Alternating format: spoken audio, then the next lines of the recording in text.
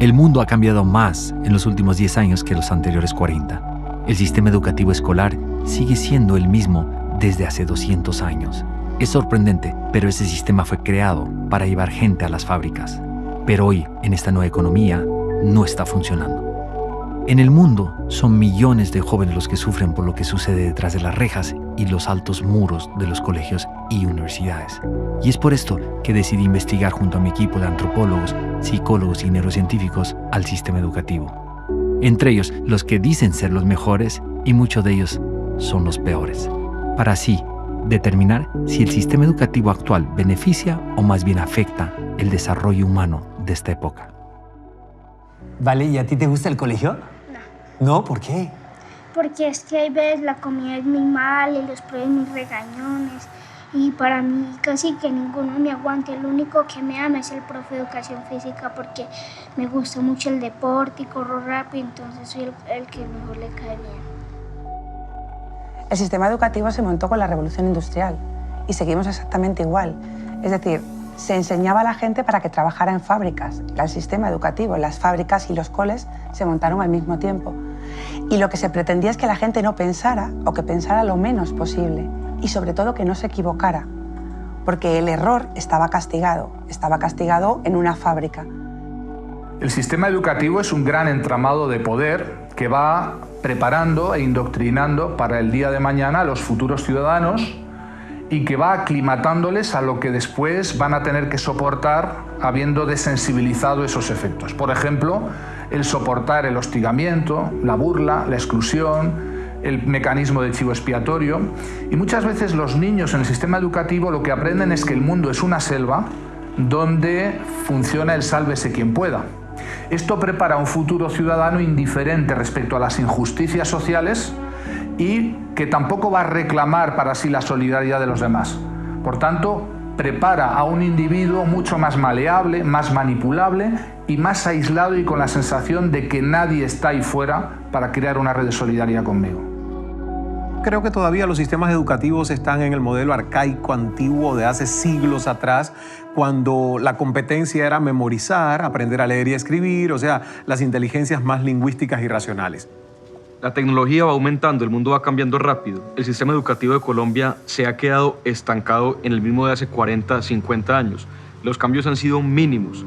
Ha habido por parte de algunos gobernantes un gran énfasis hacia la inversión en construcción de infraestructura física, que es importante.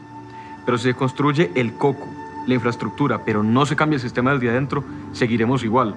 Las competencias en liderazgo, las competencias en economía naranja, las competencias en ciencia, tecnología e innovación han sido totalmente relegadas del sistema educativo. Yo pienso que la educación en el Uruguay y en el mundo está en crisis, como tantas otras cosas. No encaja demasiado, al parecer, con las exigencias del hombre contemporáneo. La realidad es que cada ser humano es diferente. Entonces, ¿por qué los gobiernos quieren utilizar un sistema para educar a todos de la misma manera?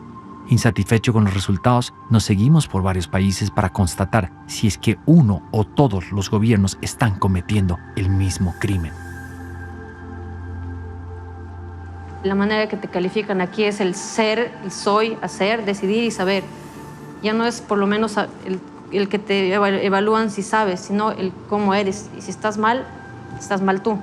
No estás mal lo que has aprendido, lo que haces, estás mal tú. Siempre tuvimos el tema de la integración sensorial con los compañeros, ¿no? Porque es muy sensible a los sonidos o a las texturas y hay cosas que lo irritan mucho y la profesora nunca entendió por dónde iba la cosa. Falta de preparación y conocimientos del sistema educativo me ponen barreras, y no solo a mí, a muchas personas con discapacidad, porque vuelvo y te repito, el desconocimiento hace que nos hace más difícil la vida educativa a las personas con discapacidad. Este es uno de los casos que nosotros tenemos de indisciplina dentro del colegio, pero este chico nos ha sorprendido mucho con la capacidad que tiene y eso nos demuestra a nosotros que si le abrimos los espacios a nuestros jóvenes, los espacios necesarios, ellos pueden demostrar sus grandes capacidades. Cuéntales un poco de las cosas que has hecho este año.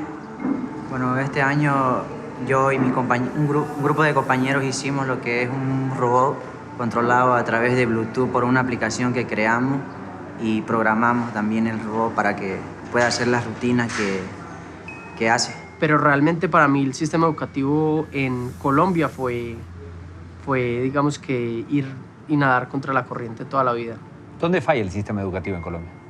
Yo creo que en la estandarización, es que todos los seres humanos somos distintos y el sistema no solo falla ya en Colombia, sino que es que yo creo que todo el planeta viene evolucionando y lo único que no evoluciona es el sistema educativo. Hice en particular años de matemática y nunca logré entender un ejercicio. Y yo veía que no podía hacer los mismos avances que mis compañeros. Y bueno, como que siempre era la típica excusa de no le gusta estudiar, es floja, no quiere. Y bueno, yo me la creí toda mi vida, digamos, del tema de que sin matemáticas no se podía. Como que el colegio me hizo creer de que yo sin saber matemáticas, sin entender los ejercicios, no iba a poder ser alguien en la vida. No es que sea tan indisciplinado, sino que me aburro rápido de las cosas, digamos. Sí. Me aburro. Y lastimosamente aquí en el colegio nosotros no tenemos los espacios adecuados para brindarle a él la educación que él necesita, porque él debería tener ahorita una educación a nivel técnica. Yo sufría las horas del colegio porque tenía que estar sentado escuchando algo que sabía, pero que no me motivaba, nunca me motivó. Me pasé todo el colegio castigado, me pasé todo el colegio, me reñían en el colegio porque era intranquilo, porque no me sentaba. Llegaron a atarme a la silla, o sea, una profesora llegó a atarme a la silla para que estuviera en la silla cuando no estaba castigado. Llegaba a mi casa y mi madre me reñía porque era un niño indisciplinado. I think sometimes the educational system doesn't work for everyone is because we're trying to make one system work for every individual, and every individual is different. Yo no soy una persona creativa cuando lo dices como yo, es que todos somos creativos y el sistema educativo nos mata a todos la creatividad. Entonces, cada uno tiene unas pasiones que el sistema educativo mata y mata esa posibilidad y esa confianza de ser creativo, pero yo creo que todos los seres humanos somos creativos. One of the principles in Finnish education that it is both personalized and at the same time it is collaborative. So you get some individual support to support that type of learning that the child needs, and at the same time you are promoting cooperation inside the classroom. That is actually something that I've noticed that in many countries you make children to compete against each other, and again that's very harmful when it comes to education. Mi experiencia en el colegio fue muy poco grata. Realmente las docentes, las personas que trabajaban allí su herramienta pedagógica era el terror, era el miedo, era una apología más que todo al pensamiento racional y no a la creatividad, a explotar tus capacidades y tus potencialidades. Cualquier niño que no te ponga la atención enseguida, lo que te está demostrando es que la metodología que tú estás usando no es la adecuada. Por tanto, una de las cosas que habría que trabajar es la especialización hacia una línea u otra. Los de pensamiento visual trabajan mucho con esquemas y son los que acaban viendo interacciones y acaban viendo las cosas de una determinada manera que se integra, mientras que los del hemisferio izquierdo lo que pretenden, lo que procuran es buscar la lógica interna de las cosas. The Finnish educational system is doing a big difference from my daughter because she gets special needs education before the school starts, and she gets help, and I mean they don't see her as a problem. She has some problems with her learning and her memory, but I mean she's still very happy and she enjoys going to school. She's not afraid of going to school as she was in the United States. El psicólogo Howard Gardner nos dice que hay diferentes inteligencias múltiples. El enseñarle a todos de la misma forma definitivamente hace daño.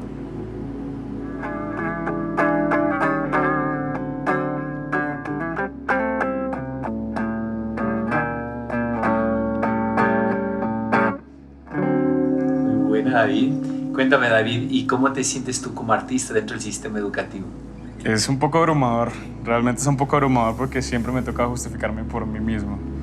No, o sea, no, acá hay como ese interés en uno, esa ayuda, sino que uno simplemente tiene que salir adelante por sus propios medios. ¿El sistema educativo entiende y conversa con los artistas? No, el sistema educativo creo, pues a mi parecer, creo que solo se interesa en la parte de la inteligencia matemática. En un principio, cuando tú eres joven, eres pequeño, piensas que el problema lo tienes tú, porque todo el mundo te dice que eres diferente, que eres un fracasado, que no has aprobado la asignatura, que no vas con tus amigos, que no haces lo que tienes que hacer, y tú te sientes diferente. Con el paso del tiempo te das cuenta de que evidentemente has sido diferente y gracias a eso te has distanciado un poco del rebaño, por así decirlo. Vale, entonces eres una oveja negra, por así decirlo, te han tratado como una oveja negra en vez de haberte tratado como una vaca púrpura en España. Ese es el problema que hemos tenido. Yo creo que este problema es generalizado. Hay gente que se adapta mejor al sistema y al que no le viene tan mal, pero somos muchas las personas, ¿no?, que no estamos conformes, que necesitamos otro tipo de aprendizaje, que tenemos otras motivaciones y realmente nos sentimos excluidos. Hay facilidades que todos tenemos, que tienen que ver con genética, que tiene que ver con el desarrollo íntimo de cada cerebro, y hay gente que realmente es mejor haciendo aritmética y haciendo geometría y haciendo matemáticas que escribiendo poesía. Y eso es importantísimo, porque le da riqueza a la sociedad. Ahora, ¿es más importante un poeta que un matemático? Pues son diferentes, y un músico pues lo mismo. Como dijo un día Albert Einstein, si tú juzgas un pescado por su habilidad de trepar un árbol, él podrá creer toda su vida que es un estúpido. ¿Cuántos de nosotros fuimos afectados por no tener esa inteligencia matemática, como le llaman? Éramos los creativos, éramos los inquietos, pero el sistema no encajaba con nosotros y nosotros no encajábamos con el sistema.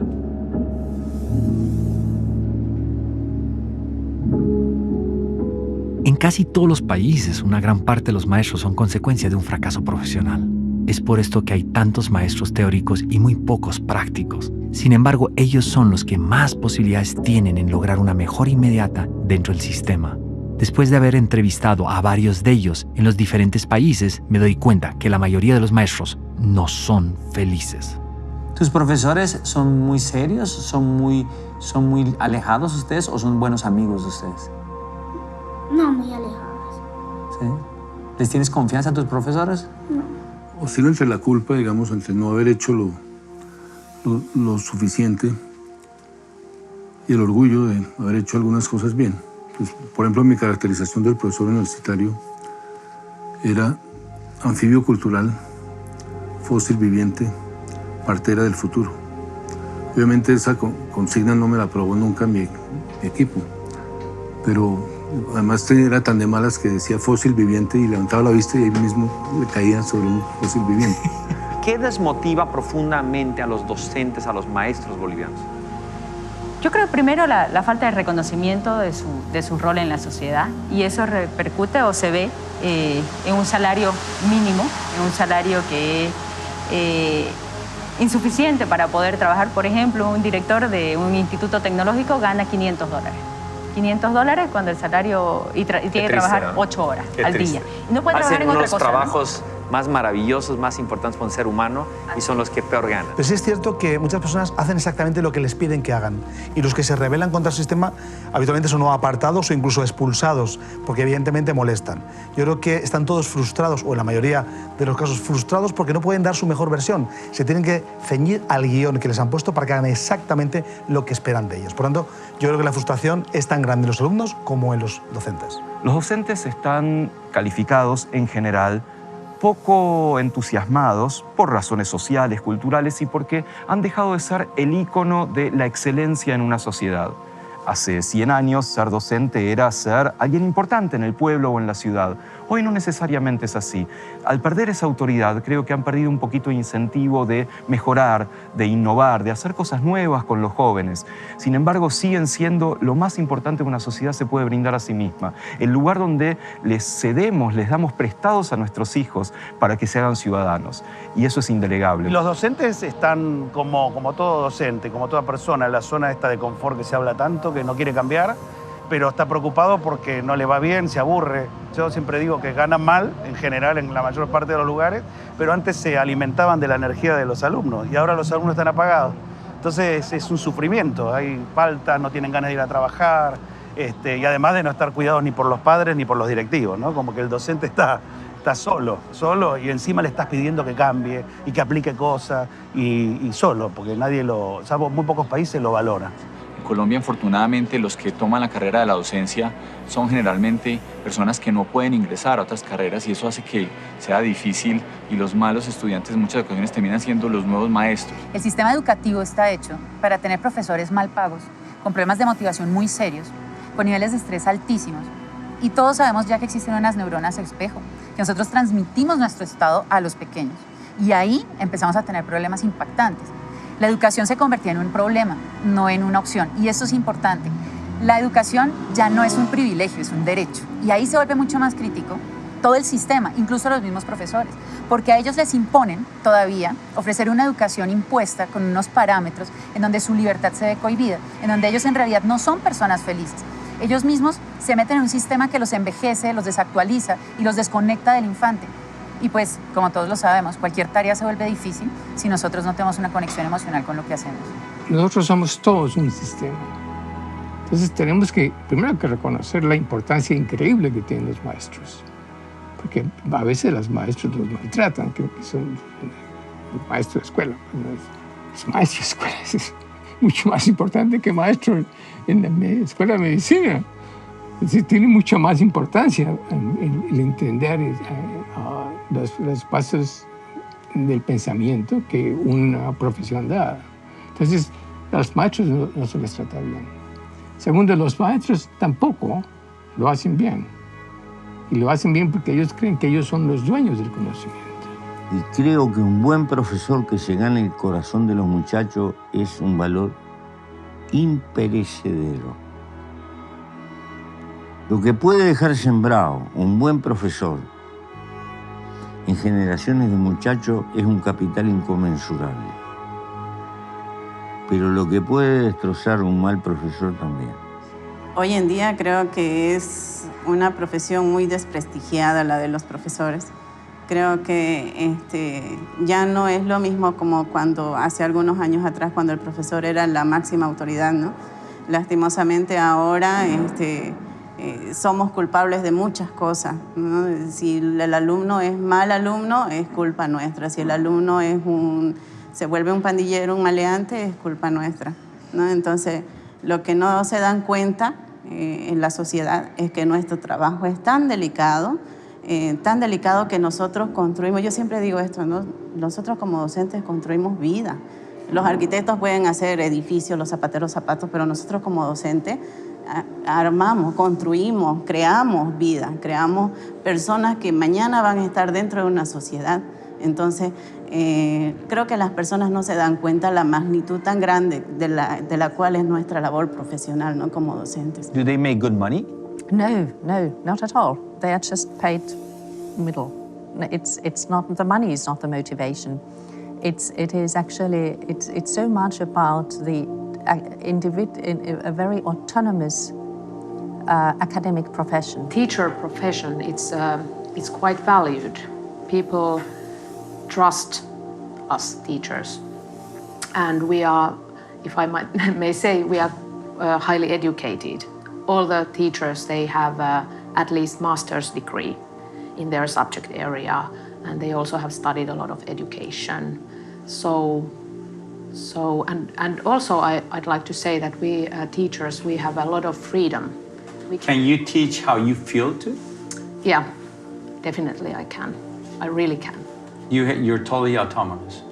Yeah, I would say that. Of course, we have some common goals by the administration, school administration, but we really can decide whether to have tests or not. We can evaluate our students without tests if we want to. So it used to be a 2-year seminar, and at that time it was transferred to the universities. So it became a 5-year education at the university and focusing on education. So I think the teachers are the biggest asset in Finnish education system. Well-motivated, experts of learning, and they assist us in the ministry more than what we can do for them. Do they make good money? Average money. Bueno, en mi opinión, así, con mi experiencia, yo creo que lo más interesante es que ellos te dan como la libertad de tú poder hablar en la escuela, te sientes más libre y los profesores es como otro, te sientes como diferente en las escuelas. Sí, en mi opinión, que he estudiado en España y también en Ecuador. Y te sientes muy bien también al escuchar al profesor, te hacen sentir como parte de ti, porque eso es lo que tiene Finlandia, que te hacen que el profesor no es más ni el estudiante es menos, es que son ellos, todos son iguales. Por ejemplo, aquí a los profesores se les llama por su nombre, no es como profesor o así. Entonces, son los mismos derechos tenemos todos.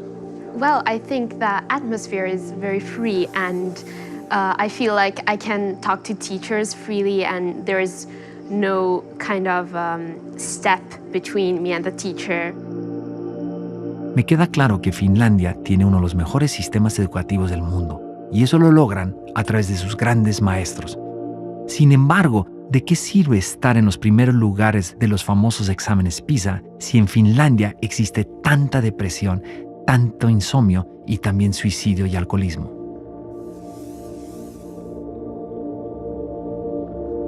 Los conflictos entre los padres y los maestros cada vez son más severos. Los padres exigen una educación diferente para sus hijos. Sin embargo, los maestros también tienen su razón y les dicen, esas cosas debes enseñarlas tú en tu casa. En medio de esta discusión, el estudiante se queda sin las competencias más necesarias para la vida. La participación de los padres dentro de la educación es deficiente porque, pues, por un lado, yo entiendo que a nosotros no nos forman para ser padres, yo soy mamá y es difícil porque tú no sabes cómo hacerlo, pero también porque hay como una cultura, una idea socialmente generalizada, y es que la educación es un problema de la escuela y no vemos que la educación es un problema de toda la sociedad y de la familia fundamentalmente. Entonces los padres necesitan mayor orientación, pero también necesitan más compromiso y mayor responsabilidad con el trabajo de formación de los niños y los jóvenes. De hecho, muchos papás están contentos, muchos niños esperan que llegue el lunes porque la vida en la familia el fin de semana es peor que la escuela. O sea, sí, digamos, para muchos niños la escuela es un refugio. Lo que le ocurre a la sociedad va deprisa, la sociedad va sin conciencia, y lo que ocurre es que las madres y los padres a veces pierden la ilusión y la conciencia educativa. Es en realidad una forma de contagiarse sobre aquello que nos rodea para dejar de hacer lo que quizás sea más ilusionante, que es educar a nuestros hijos. ¿Quién es el responsable de enseñar ese contexto que tanto habla usted? Para empezar, los padres y la familia tienen que explicarle las cosas a los niños. Segundo, los colegios. Tercero, las universidades. Cuando realmente quienes tienen realmente el poder deberían de tenerlo de enseñar, ¿no? Y la obligación son los padres y lo delegan en los profesores. Por lo cual, ¿qué ocurre? Los padres delegan a los profesores no hacen caso a los niños, los profesores no hacen caso a los niños, sino que simplemente lo que hacen es plena teoría, libros, y lee esto y haces ejercicios. ¿Qué ocurre? Que al final nadie sigue educado. Considero que muchas veces los padres no cumplimos con esta misión de estar más al tanto. ¿Qué es lo que tenemos que hacer? Lo que tenemos que hacer es generar las condiciones para establecer un diálogo constante con los hijos. Lo que no puede ser es que los padres vayan por un lado y el sistema por otro. Doctora Aldana, pero cuénteme usted bajo su experiencia, ¿dónde está la falla? ¿Por qué el sistema educativo no está funcionando? Y el problema es muy serio, porque últimamente la neurociencia se enfocaba mucho al docente, como que era el docente que le faltaba herramientas para entender a esta generación distinta con la tecnología. Y ahora, si uno empieza a analizar lo que está pasando en todos los niveles educativos, es el alumno que está apagado, que está sin curiosidad, y sin curiosidad no hay aprendizaje, porque no hay emociones, no hay ganas, y no hay motivación, ¿no? Esa motivación intrínseca que se habla tanto. Y entonces, sin lugar a dudas, debe estar pasando algo grave en las casas, en la primera escuela. Ahí tenemos que empezar a enfocar ese lugar también. No solo estamos fallando los docentes, está fallando la casa, está fallando los padres. En los 90s, los padres de familia tenían 3 veces más tiempo que en estas épocas. Hoy los chicos se están criando y educando solos. Hoy estamos invirtiendo nuestro tiempo en cosas que no van a ayudar a que nuestros hijos sean mejores personas.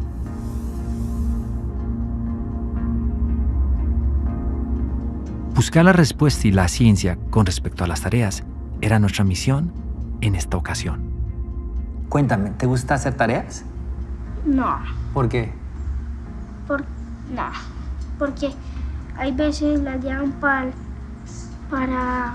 el lunes y entonces todos peleamos con la profe, déjenos descansar el fin de semana y a la profe le entra por este y le sale por este. A ella no le gusta poner mucho tarea. El tema de los libros aquí en las escuelas de España es terrible. Es que a mí me avergüenza, me resulta inhumano, porque hay niños pequeños de 8 y 9 años que van con libros de 25 kilos cada día para el colegio, no los dejan en el colegio y vuelven a casa. Y también te quiero comentar esto. Es increíble cómo un niño que está estudiando desde las 9 de la mañana hasta las 6 de la tarde, en España se estudia así, luego tiene que tener deberes para después de las 6 de la tarde. ¿Me quieres decir dónde está la época de niños para ellos? People think that Finns don't have homework at all, but of course there is some homework. It usually lasts half an hour, 15 minutes to complete the homework. I don't like homework because homework is sometimes very long. Sometimes it's pretty fun, you know, like write your own story. Es curioso, pero mientras los padres de familia piden más y más tareas para sus hijos, ellos solo están enfocados en sus grandes ocupaciones y en el hacer dinero. Los niños son una esponja cuando se trata de aprendizaje, pero tienen que aprender de acuerdo a sus habilidades y su pasión. Pero aún así, tienen todo el derecho de disfrutar su niñez. Yo sufrí mucho y pasé mucho estrés, sobre todo. Era muy buena estudiante, estudiaba mucho, pero cuando venían los exámenes era como una ansiedad, como un agobio de no dar la talla, de no sacar las notas, y yo recuerdo noches de llorar en casa, de llorar porque veía como que no era suficientemente buena para sacar las calificaciones. Y lo que peor llevaba era eso, el esperar las notas, el que yo valiera lo que valía una nota. ¿Cómo se sentía a esa edad ser la mejor estudiante del salón? Se sentía muy mal, porque al momento de dar los exámenes, todos me pinchaban en la espalda, auxilio, auxilio, y tú tenías que ser la mala, como que solamente eras tú la que sabías. Y a veces tenías que entrar en complicidad con los maestros, porque salían a veces los maestros, me vas a avisar quién se portó mal. Yo creo que el control que se le está haciendo es prácticamente el mismo, ¿no? Que son evaluaciones donde los miden por puntos, donde tienen que, al final de su periodo académico, tienen que demostrar qué es lo que han aprendido. Y si no demostraste en la forma en que los directivos quieren que lo hagan, pues va a perder. Entonces creo que independiente a la forma en que ellos le quieran dar, el fondo sigue siendo el mismo. Evalúo por lo que aprendiste de memoria, más no por lo que es capaz de hacer con lo que les dimos en clase. You could compare both educational systems. Can you tell me the difference between one another? Yeah, I can actually, because we have been living in 3 different countries. Our kids have gone to school in Norway, in the United States, and in Finland. And I can tell you that San Diego was the worst place to have your kids in, because it was really, really different from the system here. It was all about tests and test scores. Lo mismo que yo he sufrido y que yo sufrí en su momento, lo estoy viviendo hoy con mi hijo mayor. Mi hijo mayor es una persona muy sensible, con 15 años, y también me viene a casa llorando, diciendo a veces que no vale para nada, que él no sirve para estudiar, incluso, y me emociono porque me ha llegado a decir que es un inútil, simplemente porque no es capaz de sacar a lo mejor las calificaciones que en el colegio se les pide. Por lo tanto, después de un montón de años, el sistema sigue exactamente igual. Los países asiáticos, especialmente como Singapur, que hoy es el sistema educativo número 1 en el mundo, tienen una problemática muy seria. Están haciendo competir demasiado a los estudiantes. Es por eso que aquí existen centros comerciales llenos de tutores y escuelas para que los chicos puedan lograr los objetivos en la escuela. Fuimos a preguntar al ministro de Educación de Singapur qué es lo que está pasando, por qué exigen tanta competencia y por qué tienen estudiantes tan estresados. Obviamente, una vez más, no recibimos ninguna respuesta. Y lo curioso es que los maestros de Singapur tienen absolutamente prohibido hacer declaraciones sin permiso del ministerio. Hemos visto que las calificaciones, los exámenes estresan profundamente a los niños. ¿Cómo afecta el estrés en el cerebro al proceso de aprendizaje? Gravísimo, porque el estrés genera ansiedad y la ansiedad impide pensar. Yo creo que están mal, sobre todo para los niños y los adolescentes, porque les estás enseñando que equivocarse está mal y equivocarse no está mal. No intentarlo está mal. Porque para mí hay fracaso y hay derrota. Y una derrota ya es un triunfo. Un fracaso es nunca haberlo intentado. Mira, es tan delicado porque cuando se evalúa a todos los estudiantes de la misma manera y con unas evaluaciones profundamente difíciles porque los maestros desafortunadamente creen, ¿sí?, que la calidad de su trabajo pues se puede medir por el fracaso de sus estudiantes en las evaluaciones. Vivimos en una sociedad tan rápida donde pareciera que esta educación bulímica, la que hay que dar mucho contenido y el alumno asume mucho contenido y luego lo dicen los exámenes y las notas, todo esto va en contra de lo que realmente ocurre en el aprendizaje. Yo era un niño absolutamente aficionado, adicto a las calificaciones. Obviamente entendía que ahí no estaba todo, pero si yo perdía una materia, duraba enormemente. Y tener la calificación más alta era una fuente impresionante de motivación. Pero ese modelo es gravísimo porque por sacar a alguien adelante sacrifican 20 o 30 compañeritos. Y si tú no eres competitivo y pierdes un examen con los otros es como una vergüenza. Es un desastre y se te viene el mundo abajo. Y perder un examen no es ningún suicidio ni nada por el estilo. La vida vale más que 200 exámenes y cosas por el estilo. Pero estupidizamos a la gente en ese sentido. It's very rare that a child repeats the school year. It does more harm than benefit for the child. In Finland, we don't first of all, we don't emphasize the role of the marks, of the numbers so much. Young kids have grades? Very young ones do not. So it starts gradually. It's more like giving some written feedback about the learning process. Está comprobado que los niños a los cuales no les ponen un número, un valor o una calificación son mucho más felices.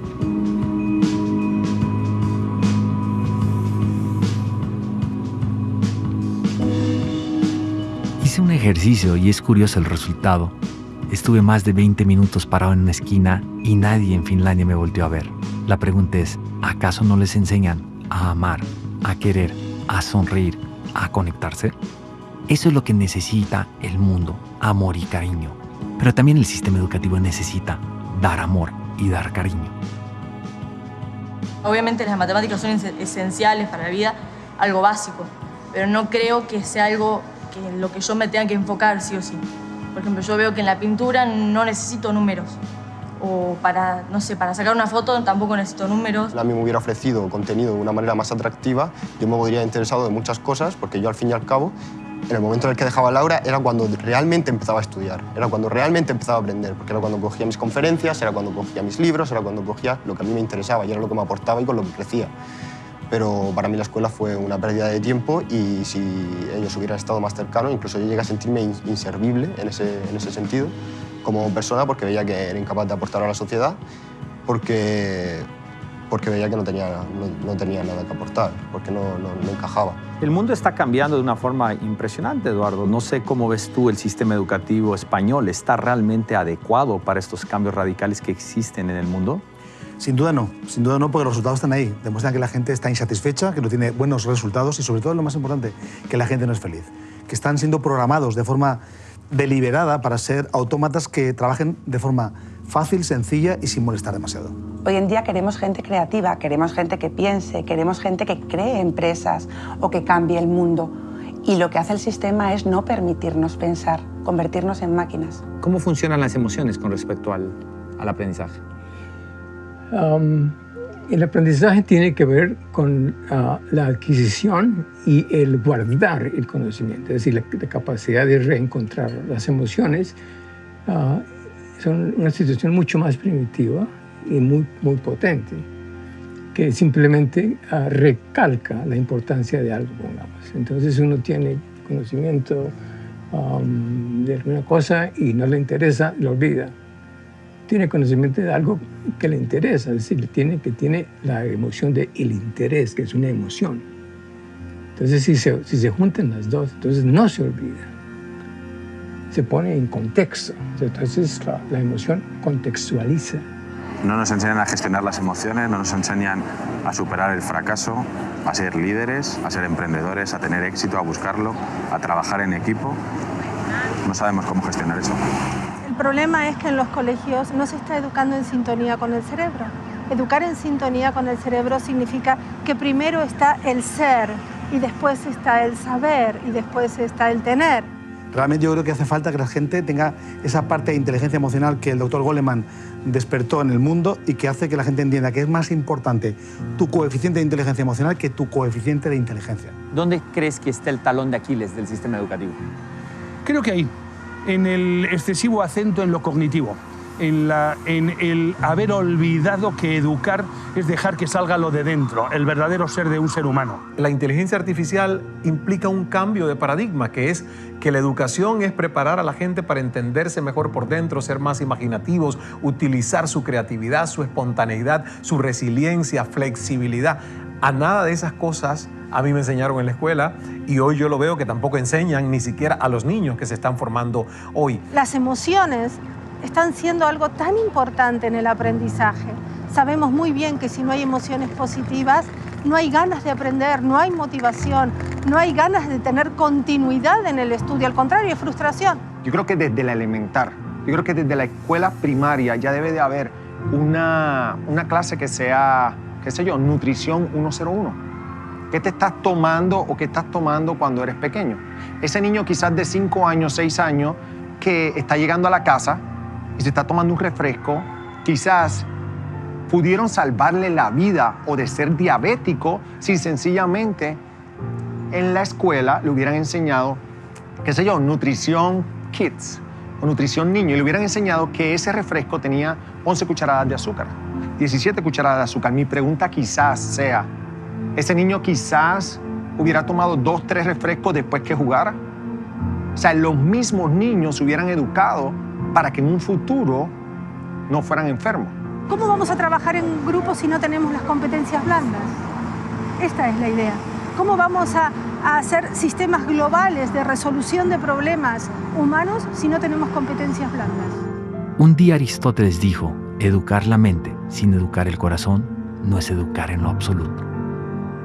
Existen diferentes tipos de inteligencia. Cada persona tiene sus propias habilidades, pero hay algo que nos conecta más allá de las matemáticas, el ser de cada persona.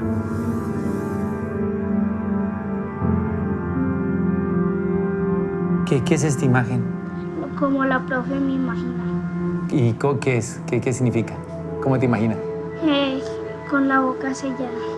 Un tema que es el TDAH, por ejemplo, es un tema muy cuestionado desde los años 90, donde decíamos que los niños muy hiperactivos, que siempre estaban inquietos, que siempre estaban preguntando, que estaban en otra cosa, en otra historia, mientras el profesor enseñaba.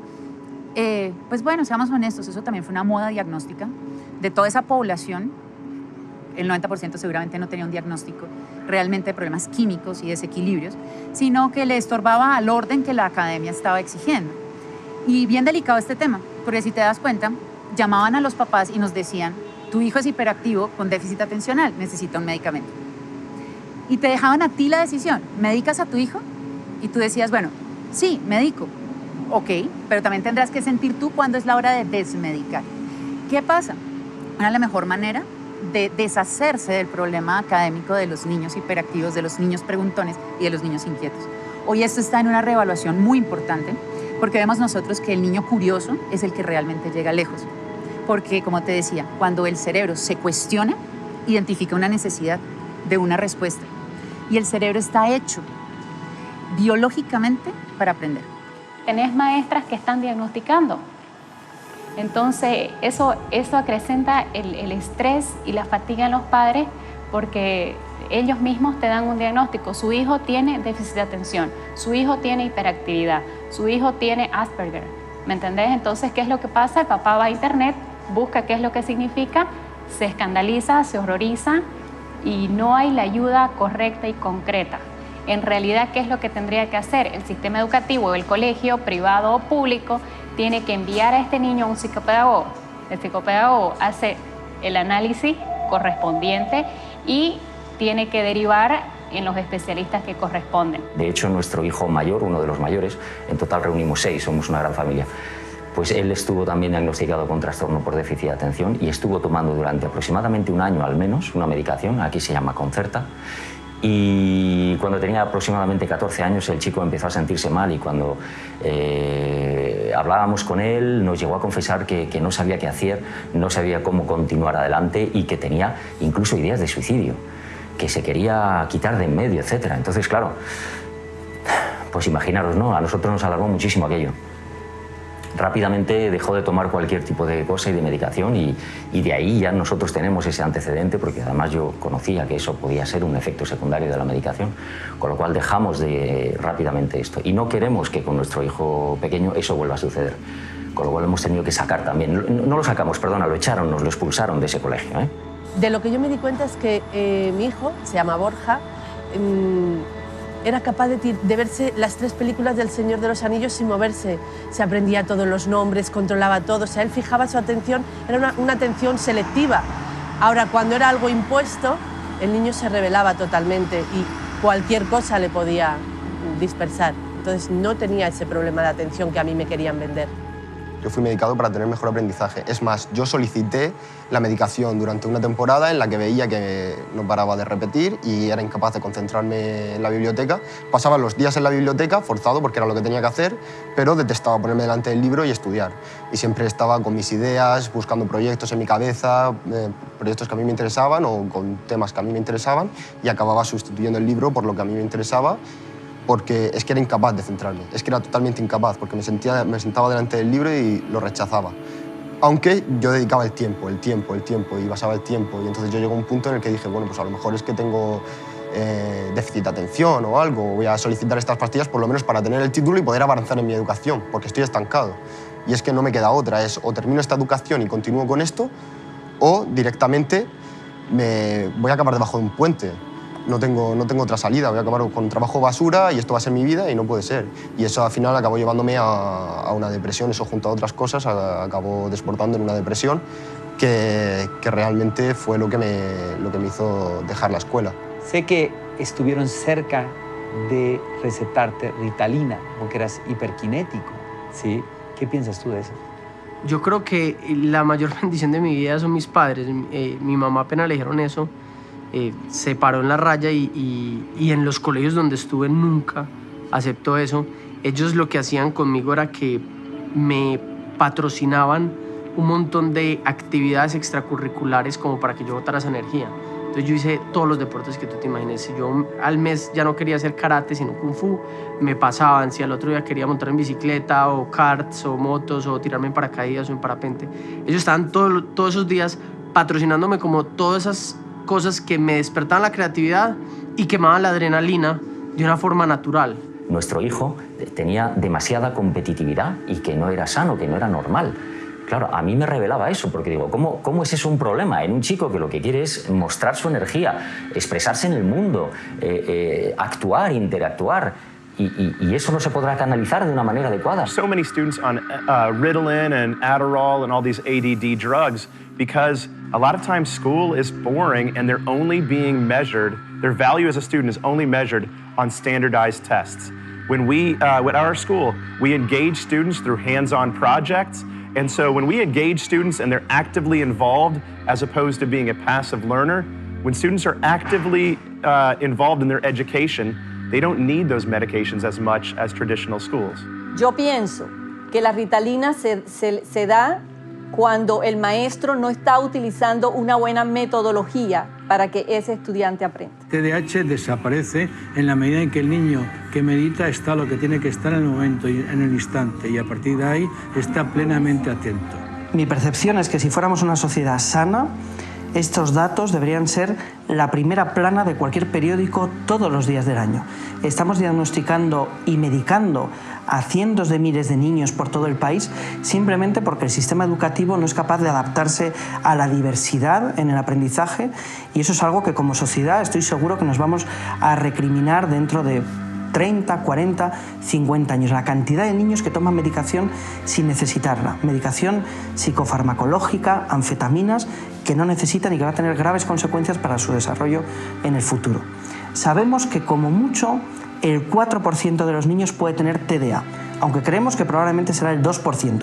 Y sin embargo, 1 de cada 10 niños, es decir, el 10% de los niños españoles va a tomar medicación para el TDA o TDAH a lo largo de su vida escolar. En realidad, en cada etapa evolutiva la atención varía. Un niño que tiene 9 años, por ejemplo, solo tendrá 11 minutos de atención continuada. Un poco aleatoriamente sería la edad del niño sumarle 2. Si tiene 18 años, pues atención continuada serán 20 minutos. En ese momento hay que bajar el nivel de estudio, distraerse, tomar un vaso de agua, caminar, moverse. Aprendemos con el cuerpo, no aprendemos solo con la cabeza. Hay cosas tan interesantes y sencillas y súper económicas como poner una pelota para hacer yoga en vez de una silla, o poner unos elásticos en las 2 patas de los pupitres para que el niño pueda apoyar los pies y hacer el movimiento que necesita. El niño que tiene problemas de aprendizaje necesita moverse para aprender, y las escuelas les exigen que se sienten y se queden quietos. No es ningún trastorno, eso yo creo que hay que dejarlo bastante claro. Trastorno por déficit de atención con hiperactividad, aunque figure en los manuales del DSM-4, no es más que una descripción de los síntomas, no es ningún trastorno. Entonces yo creo que ahí hay una especie de, es mi opinión personal desde luego, una especie de confabulación entre el sistema educativo y las grandes farmacéuticas para tapar con una droga síntomas y que el niño quede más o menos tranquilo sentado en una silla. ¿Tu profesor es tu enemiga? Sí, porque me imagino con la boca cerrada.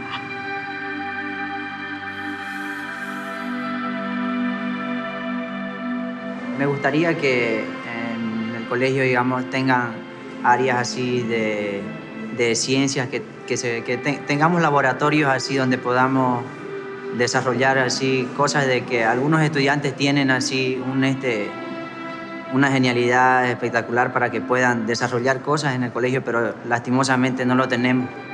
Pues ir a la universidad y estudiar desde 3 años a 5 años y luego un posgrado me parece súper estúpido, porque la verdad la información que te están dando, tal vez cuando acabes la universidad ya no sirva para nada. Y no te están enseñando lo que realmente necesitas saber, que es saber dónde buscar la información útil y aplicarla rápidamente con ciertas estrategias para que esto te funcione. Entonces terminas la universidad, no sabes nada porque todo lo que te enseñaron ya pasó. Yo creo que se sienten obligados a tener buenos resultados porque al final se les mide por la nota o por la calificación que consigan, pero no motivados para seguir aprendiendo. Creo que realmente el sistema no les permite que tengan ilusión por formarse, simplemente hacerlo porque es lo que esperan de ellos. Es como una especie de deuda que tienen con su familia o con el resto de personas para que sean aceptados o sean reconocidos de alguna forma. Kids really don't care how much you know. They want to know how much you care about them. And if you build a relationship with a kid, they will do the learning on their own. Que estamos observando que los sistemas educativos del mundo están pensados desde el mundo de los adultos, creando una realidad a los niños que le es realmente totalmente ajena. Un niño, como premisa, debe tener una motivación propia para aprender, no una motivación impuesta. Todo lo que aprenda impuesto sin una necesidad detectada va a caer en los bancos de memoria, pero la garantía de recuperación y utilización son mínimos. Debemos centrarnos en enseñarle a los niños a hacer, y ahí va a aparecer el pensar. Pero no podemos, desde un mundo del pensar, crear un mundo del hacer. Los niños teóricos no existen, existen solamente los niños empíricos. Tenemos que volver al parque, ver a papá trabajando, tenemos que cocinar en familia, tenemos que crear espacios educativos creados para y por los niños. En vez de lindas decoraciones, gigantes estructuras que deben costar miles de millones, deberíamos estar más bien preocupados porque el espacio tenga un sentido para el infante, para que el niño sea aprendiz en su propia tierra, en su propio espacio. Y definitivamente debemos trascender en el espacio académico. Las aulas de clase hoy no son suficientes. Los niños tienen que acercarse a la realidad. El aula de clase, diría yo, se convierte en un laboratorio de los adultos para los niños, pero no de los niños para ser personas. Toda mi vida memorizando conceptos para olvidarlos al día siguiente. ¿Qué he hecho con todos estos días? ¿Y por qué sacrifico mi presente constantemente para memorizar conceptos que se me olvidan al día siguiente y para seguir ese mismo proceso una y otra vez en un futuro? Yo todo aquello que aprendo y no lo puedo aplicar a la realidad, no lo estoy aprendiendo, no lo estoy enviando a la memoria a largo plazo. Es decir, pedirle a los alumnos que hagan un examen o que memoricen y que luego no sepan cómo aplicarlo a su vida. Yo creo que hay que terminar la clase, el día, preguntando cómo van a aplicar esto que aprendieron hoy y que lo hagan en grupo. En primer lugar, lo más importante es la motivación. El niño lo que tiene que estar es despierto y atento porque el estímulo, es decir, aquello que va a aprender, sea algo que le motive. Si no tenemos esa motivación, si el niño no está en modo juego, va a ser muy difícil que su cerebro se concentre. Y esa fase de concentración es fundamental porque el niño no aprende nada en lo que no está concentrado. En segundo lugar, es importante que el niño experimente, es decir, que el niño desarrolle algún tipo de interacción o de juego con aquello que queremos que aprenda, porque de esa manera su cerebro va a integrar la información con otros conocimientos que el niño ya tiene. Y por último, es muy importante ayudar al niño a recordar, es decir, que una vez que haya hecho ese experimento, que una vez que su cerebro haya aprendido, podemos enseñar al niño a recuperar esa información teniendo una conversación con él, demostrando a sus compañeros qué es lo que hizo y explicándolo, porque eso es la manera natural en la que el cerebro aprende y recuerda. Yo creo que lo que falla es la didáctica con la que se enseña. Yo creo que hay que ir más allá y esto es desde los profesorados. Hay que acompañar a los docentes, hay que acompañarlos para que ellos verdaderamente piensen en didácticas diferentes y acompañen a los chicos. Porque esto es un método realmente, pero un profesor que es didácticamente accesible puede darles miles de formas para aprender a un niño. Entonces yo creo que realmente lo que falla es eso, la didáctica. Sin embargo, somos seres humanos que tenemos una responsabilidad. La de educar a un ser integral. No solo transmitir información. ¿Qué es esto de educar entonces? Educar es mostrarle caminos al discente, al alumno, para ser mejor persona.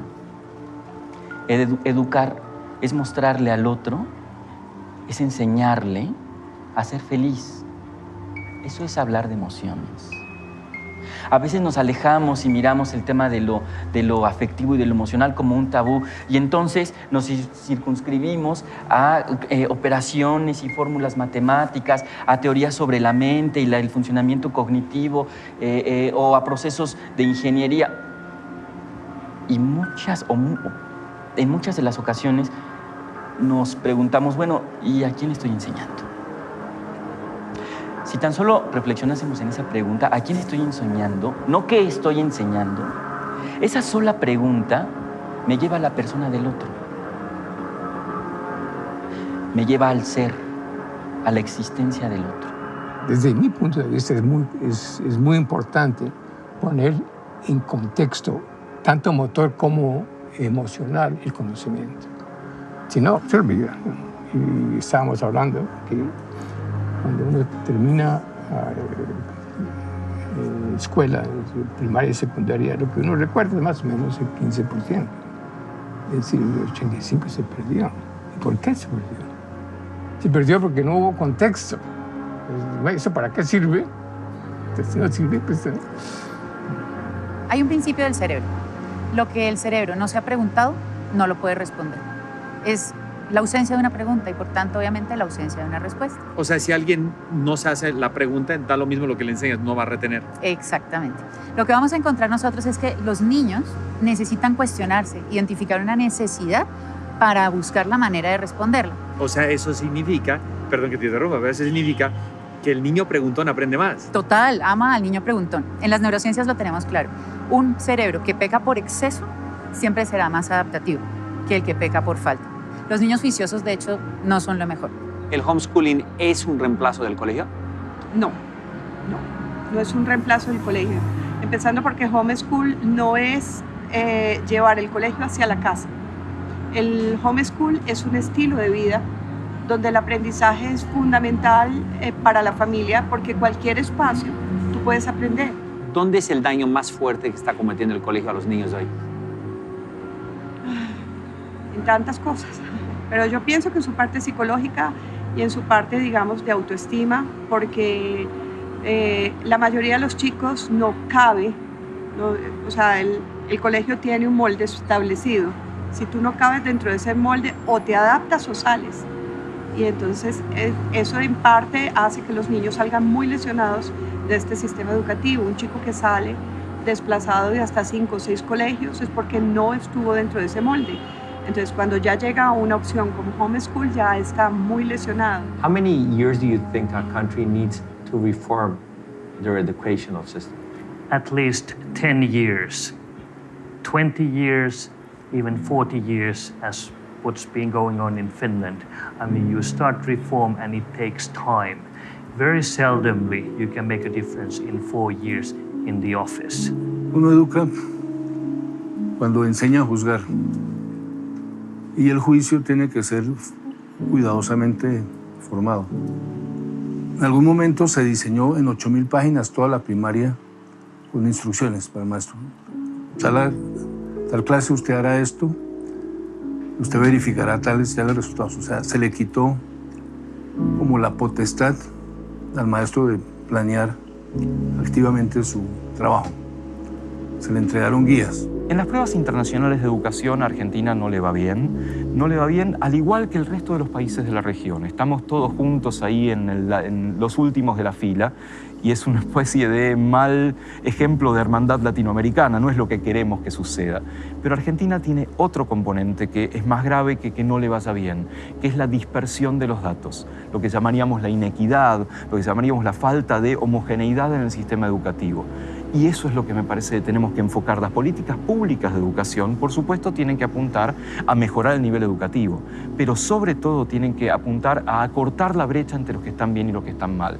Por tanto, nuestro sistema argentino, con grandes virtudes y enormes falencias, me parece que tiene que apuntar a formar mejor a los profesores, ser más federales, llegar hasta los pueblos, llegar hasta los lugares donde la educación se quedó en el siglo, con suerte, XIX y en algunos casos XVIII, y tenemos que llegar al siglo XXI. Requerimos una acción coordinada de políticas sociales encabezadas por la educación relevante al emprendimiento y al mismo tiempo unos países seguros con gran confianza de inversión.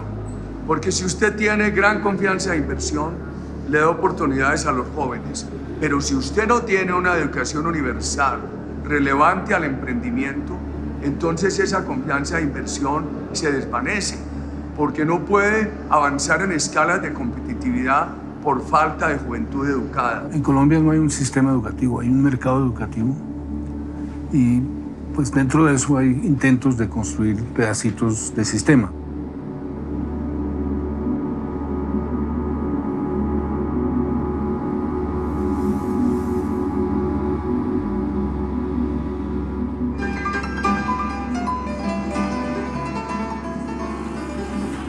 ¿Cómo no llegar a uno de los países con el mejor sistema educativo del mundo?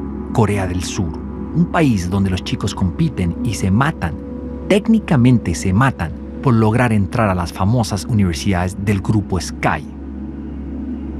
Padres de familia, estudiantes, sistema educativo, todos luchando por lograr la famosa universidad. ¿Acaso realmente ir a la universidad te puede hacer feliz? Un país donde el 50% de los estudiantes tienen pensamientos suicidas podrán ser una potencia. Un país que se transformó en 30 años solamente gracias a que la gente está estudiada y trabaja muy duro. Pero la gente no se ve feliz, la gente no se siente feliz.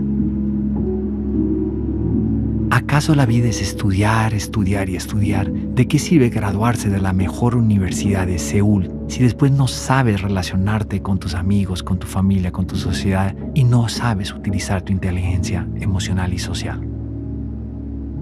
Es por eso que fuimos a visitar las universidades más importantes de Corea del Sur y después de caminar dentro de estas inmensas infraestructuras para encontrar el famoso departamento donde ellos atienden la salud mental de sus estudiantes, llegamos a una de las universidades más importantes de este país para preguntar ¿qué hace que los estudiantes coreanos tengan tantos pensamientos suicidas? Durante un par de horas estuvimos esperando para encontrar las respuestas y una vez más no pasó nada. Las explicaciones, las excusas, las justificaciones para no responder nuestras preguntas parecieran que fueran muy comunes dentro del sistema educativo. Nadie quiere dar la cara a este problema social tan importante. 이 비유를 들자면은 융통성 없는 군대. 융통성 어떤 소통이 안 되는 군대 같은 느낌. 군대에서는 자기가 원하는 것만, 그냥 자기가 지시하는 것만 얘기하고 우리는 그걸 받아들여야 하는 입장이고, 그다음에 어떤 자기의 생각을 Después de viajar a tantos países y ver tantas cosas buenas y demasiadas malas, una de las cosas más impresionantes de esta investigación fue llegar al Centro de Terapia contra el Suicidio para Estudiantes Surcoreanos. Entrar a esta infraestructura y ver 40 ataúdes uno tras otro y darte cuenta que existen estas terapias para que los chicos descubran, sientan y se arrepientan de sus pensamientos suicidas, te hace entender el tamaño del problema. ¿Acaso es tan importante ser aceptado en una de esas famosas universidades del grupo Sky? A este nivel ha llegado este país, el número 1 según los exámenes PISA dentro de los sistemas educativos del mundo.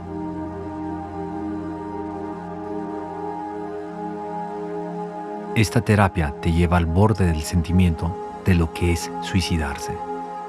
Sentir esto no es muy grato. Sergio era un chico de 16 años de edad que se declaró abiertamente gay, se declaró como bisexual y tenía a su pareja en el colegio. Fue discriminado, acosado por sus docentes, directores y psicóloga en el colegio por un beso que se dio con su pareja. Finalmente Sergio es perseguido, acusado por acoso sexual por parte de los padres de su pareja, quienes fueron obligados por parte del colegio a colocar esta denuncia penal para que su hijo continuara en el colegio y terminara sus estudios. Sergio fue considerado uno de los mejores estudiantes del colegio. Después de presentar su IFEX, ganó la beca por ser pilopaga, que está aquí en el Ministerio de Educación. Esto lastimosamente ocurre después de su fallecimiento. Escuchar el relato de esta madre, de este estudiante que se suicidó, por todo lo que vivió dentro del sistema educativo, no fue nada fácil para mí. Después de nuestra investigación, fue terrible descubrir que en el mundo se suicidan en un solo día entre 3 a 4 estudiantes gracias al maldito acoso escolar. Sergio se considera también una persona muy política, muy social, y dentro de esto había hecho una tarea con los papás. Es allí cuando empieza toda la persecución también por su ideología, por su pensamiento y por la libertad de expresión. Siempre fue coartado para hablar, siempre me lo mandaban callar y pues creo que Sergio era y cometió este acto como un acto político. Así fue considerado por sus compañeros estudiantes, por sus compañeros de la ULE, y creo que socialmente ha sido considerado porque creo que lamentablemente tienen que suceder cosas como estas y la decisión que él toma ha sido trascendental porque las personas creo que han sido un poquito más conscientes en los colegios, los docentes y los directivos de no tomar represalias ni discriminar a nuestros niños y niñas en los colegios. Yes, people have bullied me because according to people I'm very short. Ahora se escucha más el tema del bullying, pero yo lo recibía de parte de los mismos directores, del mismo colegio y aunque mis padres no quieran admitirlo, yo les decía, no me parece justo esto. Iñaki, pero ¿cómo puede ser que alguien le haga bullying a un personaje de 2 metros con 7 centímetros? Ahora es poco recomendable. Ahora más ya aprendí a defenderme, en aquella época no, hace muchos años que me pasó. Tenía 11 años, siempre he destacado por la estatura. Con 11 años, ya 12 ya tenía 1,82 m, con 14 medía 1,98 m, con 15 pasaba los 2 metros. Y lo que me pasaba era que la gente lo que veía era claro, con 1,82 m la gente te ve un cuerpo de una persona adulta, pero realmente eres un niño que actúas como lo que eres, pero la gente eso no lo ve. La primera que lo vio así fue mi profesora, la que era mi tutora ese año, que ya tenía la idea de que era retrasado mental. Me llevó al psicólogo del colegio sin consentimiento ni conocimiento de mis padres. El diagnóstico de este buen profesional también, y lo de bueno entre comillas, fue exactamente el mismo. Y como tal, como ella pensaba que por mi cuerpo, envergadura y complexión podía hacer daño a alguien, me tuvo todo el año sin recreo, sin preparación. ¿Te recreo? Sí. ¿Y te dejaban en el salón, en el recreo? Me dejaron en el salón, no me dejaron en clase. No podía salir del aula. ¿Y por qué no podía salir del aula? Porque ya pensaba que podía hacer daño a alguien. Luego, aparte, hubo otro chaval que me puso el mote de Jacobo cuanto más a Tomás Bobo. Este chaval, la gracia coló. Al final, la profesora, cuando pasaba lista en clase, en vez de llamarme Iñaki, me llamaba Jacobo. Ella te decía Jacobo, ¿por tu apodo? Por mi apodo. Y ya las risas eran continuas. Y luego, aparte, había un grupo de chavales mayores que eran los que me perseguían, me pegaban, tiraban los libros, eran los que me estaban ahí machacando todo el santo día. Hasta el punto de que pues un día me dieron una paliza, me reventaron la cabeza a patadas. De hecho, bueno, pues aquí, permíteme un segundito. ¿Ves? Está roto, los labios por dentro. Tengo machacados de las patadas que me pegaron aquel día. Y previamente a esto tuve un intento de suicidio. Me fui a un acantilado, yo vivo aquí al norte de España, en la costa, y me fui al acantilado y estuve a punto de tirarme. Lo que pasa que aquel día es un punto de inflexión muy marcado en mi vida, porque lo que pudo ser el final de mi vida fue el principio, porque me hice un juramento de que a partir de ese día nunca más nadie me iba a pisar. Alejo, ¿cómo te fue a ti en el colegio? Bueno, en el colegio, en las calificaciones me fue muy bien, siempre fue excelente, pero aunque hubo mucho bullying, que aprendí a superarlo, no es que tuve un estudio, pues digamos, día a día bueno, pero lo pude superar, aunque hubo mucho bullying y todavía hay bullying. Cuéntame una experiencia tuya con el bullying. Bueno, una experiencia fue en séptimo, donde me cogieron y me metieron a la caneca de una basura, con la basura, y me pusieron a rodar por todo el patio, por todo, digamos. ¿Qué hacían los docentes, los directores? Ellos, porque sé que en tu país no están los docentes, los maestros capacitados para atender situaciones de bullying.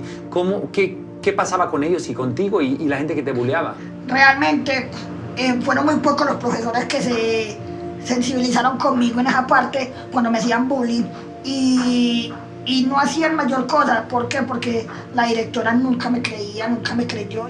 No perdamos de vista que la violencia es una conducta aprendida. El niño, la niña, el adolescente, el joven no es violento por naturaleza, sino que asume esas conductas producto de este bombardeo mediático, esta influencia que vemos cotidianamente en las comunidades. Entonces el bullying es una expresión violenta de todo este entorno en el que no hemos tenido la capacidad de entendernos, de dialogar para evitar ese tipo de agresiones. Robinson, gracias por proporcionarme la carta pues tan triste, ¿no? Tan dura que escribió Diego antes de suicidarse. Pero en esta carta, por lo que leo, queda bien claro su excelente relación con su abuelo y con sus padres. Muy claro. Ahora, si el problema no viene de la familia, que muchas veces esos suicidios vienen de problemas familiares, especialmente tratándose de un chico de la edad de él, entonces yo te pregunto a ti como abogado del caso, ¿sí? ¿Qué es lo que has investigado? ¿Qué tienes sobre la mesa con respecto a este caso? ¿Qué fue lo que hizo que un chico de 11 años se suicide y diga que es por dejar de ir al colegio? Bien, el problema fundamental es el colegio. El problema fundamental es el colegio, es decir, hubo muchísima presión, muchísimo moving por parte de los profesores hacia el niño. ¿Qué es moving? Pues fundamentalmente es cuando se ejerce una presión indebida sobre una persona, bien sea en el ámbito laboral o bien en el ámbito social o personal. Y se ejerce una presión que te fuerza a ti a hacer cosas que tú no quieres o con las que tú no te sientes cómodo. En este caso concreto ha quedado perfectamente claro, y además por otros casos previos que han ocurrido también en ese colegio, que este no es el único caso, que la reacción de los profesores, la forma de los profesores de tratar a los menores y demás, tuvo muchísimo que ver con toda esta historia. Y luego está el segundo elemento, que es el tema del bullying de los compañeros. Entonces la mezcla de ambos fue lo que llevó a Diego al final a suicidarse, porque claro, él veía que no encontraba apoyo ni en sus profesores, ni absolutamente en nadie. El bullying es como lo mismo que pasaba antes con la violencia de género con las mujeres. Que antes no se hablaba de eso, todo el mundo sabía que existía, todo el mundo sabía que era un fenómeno que estaba en la sociedad, pero las mujeres que lo padecían nunca hablaban de ello, nunca decían nada. El bullying es exactamente igual. El bullying, por su propia naturaleza, se esconde a los ojos de la gente. ¿Y el mobbing se esconde también? También, claramente. O sea, los niños tienen miedo de hablar de los problemas que tienen con los maestros en la Claramente. escuela. De hecho, el bullying, cuando llega a situaciones graves, lo llega precisamente por la inacción o por el moving de los propios profesores. ¿Los maestros en tu país están capacitados para atender situaciones de bullying? No. Profesionalmente no. Nunca los han O sea, nunca nos han dado cursos sobre bullying, digamos. Nosotros por nuestro lado investigamos, tratamos de hacer lo necesario, ¿no?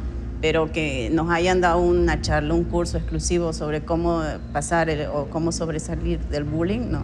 En España, 1 de cada 4 niños sufren conductas de hostigamiento, sobre todo psicológico y menos físico, sobre una base muy frecuente. 1 de cada 4 son cientos de miles de niños que van todos los días a la escuela descontando en su cabeza que algo malo les va a pasar, que sufren problemas de ansiedad, somatizaciones, y algunos de ellos sufren problemas de estrés postraumático que están siendo confundidos con problemas de hiperactividad, porque dicen que estamos atacando a la docencia, al sistema, etc. Los padres en casa también están machacando, no físicamente, no olvidemos que el maltrato físico es un problema, el maltrato psicológico. ¿Qué pasa con todos esos niños que desde pequeño están escuchando el mensaje de tú no vales para nada, nunca serás nada, no como tu hermana, no como tu hermano? El garbanzo negro, el chivo expiatorio de la casa, se convierte después en más frecuentemente víctima porque es más vulnerable. Son formas de acoso. ¿Qué tienen que ver con el acoso escolar? Que esos niños ya vapuleados en esos entornos después son más vulnerables a que compañeros de estudios ataquen a estos niños porque sencillamente tienen su resiliencia destruida, tienen su autoestima destruida, no son capaces de hacer frente. De alguna manera son unas víctimas más fáciles, más económicas. El mobbing escolar es la dinámica de acoso que sufren los niños desde que empiezan en la maternal hasta que se egresan de la universidad y que tiene que ver con situaciones de hostigamiento recurrentes a manos de profesores, a manos de compañeros, a manos de todos aquellos que se convierten en depredadores para estas víctimas. ¿El Ministerio de Educación de España tiene capacitado a los colegios y a los docentes para atender estos casos? No, no existe una capacitación ni en el sistema de enseñanza de los profesores o maestros, no hay asignaturas que expliquen cómo luchar eficazmente contra el acoso escolar, tampoco hay protocolos eficaces porque se está haciendo una intervención reactiva. Cuando hay casos de acoso escolar se empieza entonces a hacer algo y la única forma de erradicar el acoso escolar es prevenir, es medir, es preguntarle a los niños frecuentemente qué están sufriendo, qué conductas reportan como muy frecuentemente. Y claro, eso significa darse la mala noticia de que en todas las aulas en España tenemos casos de acoso escolar. ¿Y en los colegios privados hay alguna diferencia? No, los colegios privados tienen una diferencia y es que como viven mucho más de su imagen pública, suelen tapar mucho más los casos y al taparlos y al pasar el tiempo producen víctimas mucho más graves, con secuelas psicológicas mucho más intensas y casos que terminan judicializándose porque a las familias no les queda otro remedio que pasar a la acción judicial. Hicimos todo lo posible por contactarlos para que nos den una entrevista y no fue posible. Yo creo que escapar. Primero a nivel mental, creo que una persona se encierra en sí mismo. Aparte, no ayuda a los profesores, siempre te apartan en la parte trasera de las clases, los alumnos te dejan apartado en los espacios, en el recreo, en el tiempo libre, y tú al final te acabas apartando de la sociedad, de la familia, de los amigos, y o eres muy fuerte o te apoyas en alguien cercano que te entienda, o realmente puede acabar la cosa en algo bastante grave. Lo que me gustaría cambiar desde mis alcances como académico en el sistema educativo es la sensibilización. Porque parece ser que incluso pertenece a una especie de nuestros arquetipos, ¿no? Sistema es igual a algo frío, estructurado, rígido, inamovible e inflexible y por lo tanto impersonal, ¿no? O apersonal. Yo cambiaría esas formas de concebir las cosas. Finalmente no puedo cambiar el sistema, no. Pero como psicólogo, ¿qué me interesa? La forma como nos representamos al sistema. Estoy loco por llegar a mi casa, abrazar a mi hijo y pedirle perdón, porque me doy cuenta que yo lo he hecho infeliz, que yo he ayudado su infelicidad, porque yo he apoyado el sistema educativo en vez de apoyar a mi hijo. Yo tenía que estar con mi hijo incondicionalmente y ayudarlo a él, ayudarlo a lo mejor a sobrellevar el sistema educativo y no enfrentarme a él y hacer lo que he hecho, que realmente ha sido eso, darle la espalda a él, ponerme a favor del sistema educativo y matar su creatividad, matar sus ganas de crecer, matar esas ganas de ser él mismo. Yo he apagado esa llama de él mismo imponiéndole algo que no debía hacer. Tuve etapas en mi vida en que perdí mi conexión con la vida. Hubo etapas en 3 oportunidades en mi vida en que le perdí el sentido a vivir. Y estando todo bien, porque ¿qué es bien? Que tienes un techo, tienes tu hogar. Llegué a pensar que no valía la pena continuar.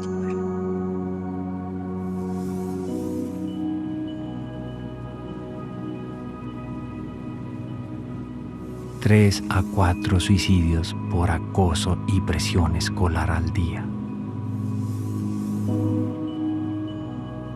La posibilidad de crédito y fondos para que los colombianos estudien son fundamentales. Sin embargo, ustedes tienen una institución en su país, Colombia, que se llama ICETEC, que hoy tiene una cartera vencida de los créditos estudiantiles de casi el 25%. Cobran 17% de intereses anuales y además, lo más sorprendente es que cobran intereses sobre intereses. Yo quisiera preguntarle a usted, senador, qué está pasando y por qué no se ha podido cambiar este fenómeno.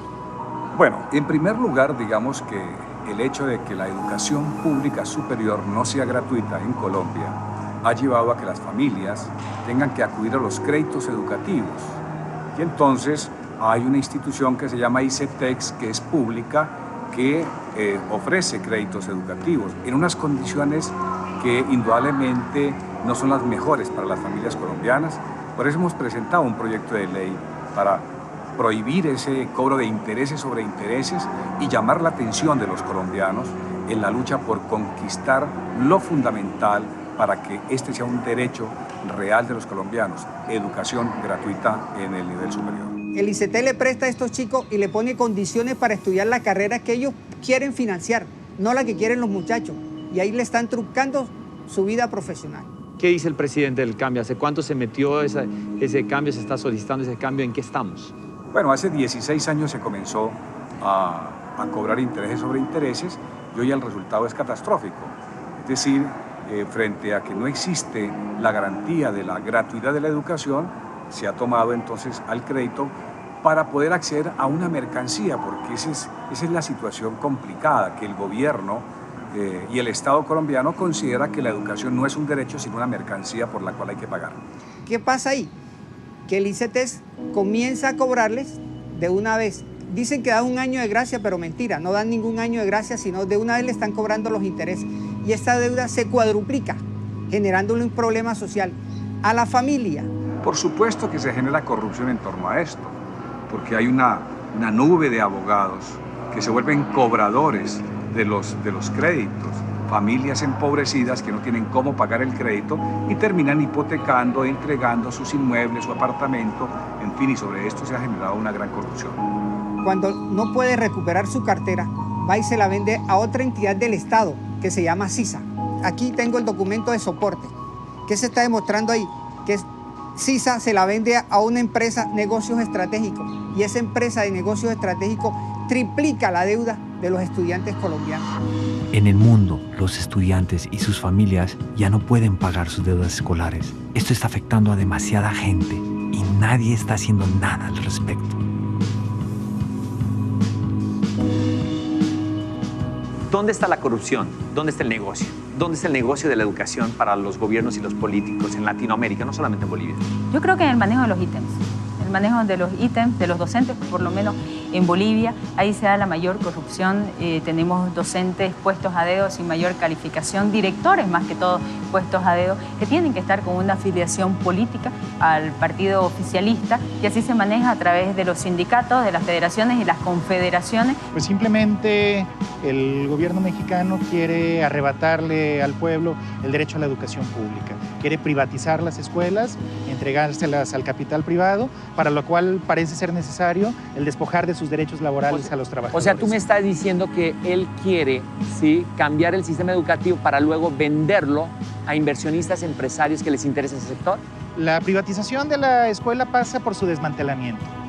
El examen, cuando nos están diciendo es, el 80% viene preguntas acerca de los artículos de la reforma y el otro 20% viene la cuestión teórica. Lo interesante es que cuando a ti te convocan, no te dicen en qué materia vas a ser evaluado. Se supone que somos por rúbrica, nos manejamos por rúbrica con la reforma educativa, ya a nosotros no se nos dio ni siquiera una rúbrica. Mi pregunta, yo te devolvería la pregunta, ese 80% que es en los artículos de la reforma, ¿en qué me ayuda a mí a ser un mejor docente? ¿Tú tomaste ese examen? Yo no lo tomé porque si yo lo tomaba, entonces yo estaba haciendo voluntariamente, renunciando a mis derechos para cambiarme a otro régimen laboral, donde a la larga yo estoy llevando la educación en general a que se llegue a una privatización. Pues la reforma educativa está privilegiando una relación laboral individual.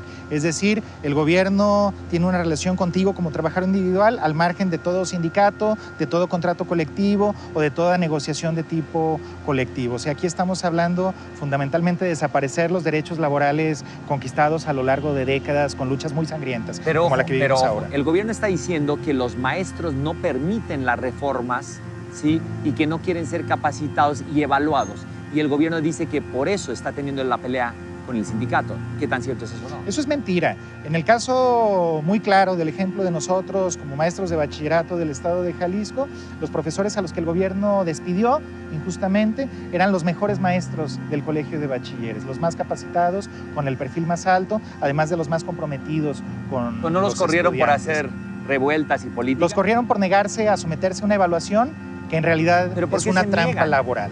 ¿Por qué es una trampa laboral? Cuéntame. Es una trampa laboral porque quien se somete a la evaluación acepta cambiar su estatus laboral. Nos dicen que en la Ciudad de México uno puede comprar un título profesional certificado a pocos metros de la Secretaría de Educación. Fuimos a ver si esto era cierto.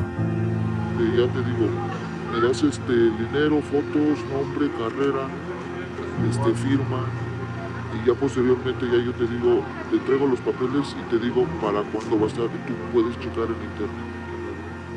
¿Cuánto vale el título registrado para el que aparece en la SEP? Para así el mejor precio. 35,000 pesos. El que no está registrado te lo dejo en 10,000 pesos. ¿Y cuánto necesitas de anticipo para arrancar? Mitad. Este es otro. ¿Y ese dónde? Pero tú, o sea, yo te doy la mitad y después te me desapareces. O sea, ¿cuál es la seguridad? ¿Dónde está el puesto? Ya te doy mi número, todo. Conmigo estás tratando con un falsificador, digamos. Yo me dedico a esto. Yo no me dedico a otra cosa. México lindo y querido, no solo tienes un problema muy serio de educación, sino una corrupción que está acabando con todo. Es imposible solucionar el problema de la corrupción en un país si no se soluciona primero el problema del sistema educativo. La única forma de corregir un problema de corrupción es dándole mejor educación a su pueblo. Sé que has tenido muchas sobremesas con políticos y que tú conoces a muchos políticos. Yo quisiera preguntarte a ti, que eres una persona cercana a ellos, ¿qué hace que ellos prometan tanto cambios educativos y no se den? Bueno, yo creo que el gran problema de los políticos hoy en Colombia es que ellos vienen de un sistema tradicional donde se premia la corrupción. No cambiar el sistema educativo, dejarlo como está, es dejar todas las cosas como están. Colombia está en un punto, digamos, de mediocridad escolar. Si el sistema educativo no se cambia, usted está condenando a una persona de 12 años, de 15 años, a que se quede en la mediocridad. Usted lo está condenando al no cambiar el fondo de las cosas, a que no pueda avanzar socialmente. Claro que esto es un crimen social. ¿Por qué los candidatos prometen cambios educativos y al final no lo hacen? ¿Acaso no les conviene hacerlos? Pues creo que va en dos sentidos. Uno, hay muchos de esos malos gobernantes que prefieren no tener un pueblo educado. Un pueblo educado en unas transformaciones sociales, en una revolución tal vez la más grande. Creemos que en ese sentido muchos de esos malos gobernantes prefieren simplemente quedarse en el status quo y al contrario, prefieren de alguna manera deteriorar la educación. Simplemente pueden ser ampliando la cobertura, diciendo que están mejorando algunos índices, pero no apostándole a temas como la calidad. Realmente el político es alguien muy pragmático. Lo único que le interesa es jalar votos. y las investigaciones que él hace, cuantitativa, cualitativa, le indican cuáles son los elementos de mayor rentabilidad. De tal forma que si él identifica que el empleo o identifica que la seguridad son los temas a tocar, los toca. La educación no está regularmente en la mente de campaña. Lo que hay es una reducción presupuestal. El gobierno se desentiende de su obligación de aportar recursos presupuestales suficientes para que la escuela funcione. Es decir, escuela que no tenga con qué funcionar, pues se va a caer o va a dejar de funcionar. De hecho, ya se están cerrando muchas escuelas en toda la República Mexicana por falta de recursos. Eso abre un campo para la intervención empresarial, que es, como sabemos, en el caso de la educación, pues un negocio redondo. La verdad es que es un negocio muy grande el que se esconde detrás de la reforma educativa. ¿Qué le interesa más a un político? ¿Hacer una carretera o un puente? ¿O invertir en educación, en que los chicos sean mejores personas? Lo que le interesa a un político, aparte puede construir puentes, carreteras y educación, lo que más le interesa es su imagen. Lo que más le interesa es hacerse ver bien. Lo que más le interesa es no perder el poder, no perder la posición en la que se encuentra. Sin embargo, una cosa es lo que el político promete y otra cosa es lo que el político hace. Realmente en las campañas en las que yo he participado, educación es siempre un tema secundario, si no es que terciario. Se enfoca solamente en algunos segmentos muy concretos y lo que sí te puedo decir es que no existe convicción para que la inversión ya durante el ejercicio de gobierno se concentre en esos sectores estratégicos, como es la educación. Cuando decidimos emprender una universidad y ofertar una opción educativa diferente a la tradicional, con lo único que nos topamos por parte de la autoridad educativa fue con un monstruo de extorsión y corrupción. Nos costó a nosotros más de 7 juicios contenciosos administrativos y 3 por extorsión contra estos funcionarios corruptos. Habíamos hecho todo de acuerdo a normatividad. Acreditamos planes y programas, acreditamos matrícula docente, acreditamos infraestructura con una inversión millonaria y equipamiento. Y no bastó. Querían una millonada en efectivo. Nos pidieron un porcentaje accionario de la universidad y por si fuera poco, querían ser dueños de la propiedad. Un país que le apuesta a la educación reduce la corrupción. Un país que no educa a su pueblo incrementa la corrupción. Solucionar los problemas de hambre, pobreza y falta de desarrollo humano no es un tema de balas, es un tema de lápices y pizarrones. La educación traslada cosas de un lado a otro y permite la interiorización de criterios de juicio. Entonces, cuando la educación falla, los criterios para juzgar qué es bueno, qué es malo, patinan. Vamos, mi impresión es que en los últimos 20, 25 años la educación ha producido justificaciones. O sea, el colombiano sabe decirse cuentos para justificar la corrupción, para justificar la violencia. Nuestros países latinoamericanos cada vez tienen más dinero, cada vez se ven más millonarios, pero la educación no ha cambiado. Preocupémonos porque nuestra tierra sea una tierra más educada. Esa será la única forma que podamos convertir a nuestra cultura en una cultura más abundante y más próspera y, lo más importante, menos corrupta. Mientras esta situación no cambie, no dejaré de trabajar a favor de la educación.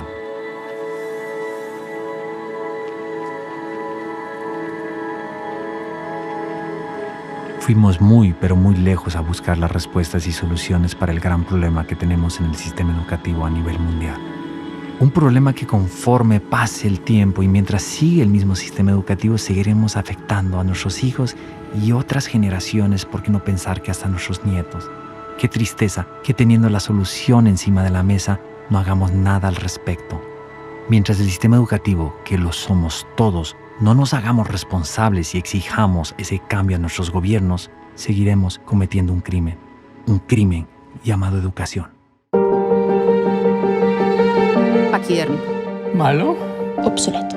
Arcaico. Analfabetismo emocional. Retos. Una basura. Cárcel. Atraso. Babel. Calabozo. Desprestigiado. Deprimente. Cerrado. Triste. Antiguo. Fracaso. Cognitivo. Lamentable. Autocomplaciente. Una ilusión. Caos. Es un crimen total.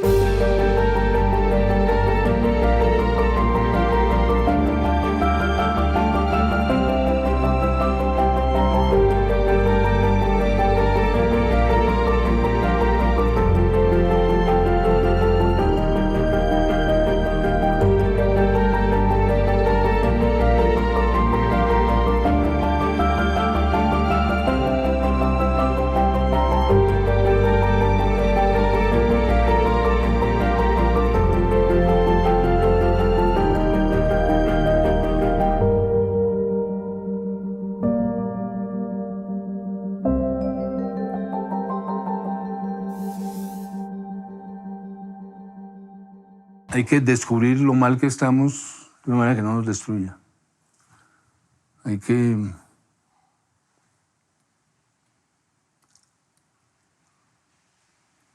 pues de algún modo escoger nuestros héroes. Hay un poema de Borges muy lindo, dice: ¿dónde están los héroes? Ya no los hay. Pero dice: tranquilos, ya pasará el tiempo y aparecerán los héroes.